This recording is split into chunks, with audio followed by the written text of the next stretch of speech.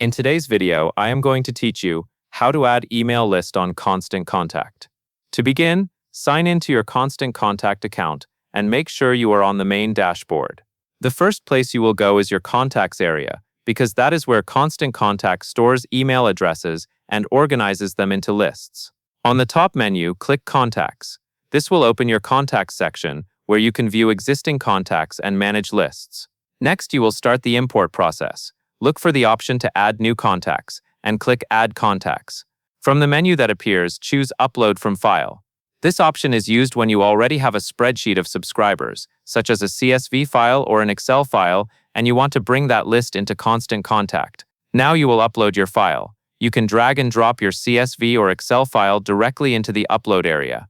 If you prefer, you can also click to browse and select the file from your computer. But the key step is getting that spreadsheet into the uploader. For the smoothest import, it helps if your file has clear column headers, like email address, first name, and last name, and each contact is on its own row. Once your file is in place, click Continue. Constant Contact will read your spreadsheet and prepare it for mapping. At this point, you will see your columns and you will be asked to match them to Constant Contact fields. Take a moment here to confirm each column is matched correctly, especially the email address column. Correct field matching ensures your contacts import cleanly and your contact details end up in the right places. When everything looks right, click Continue again.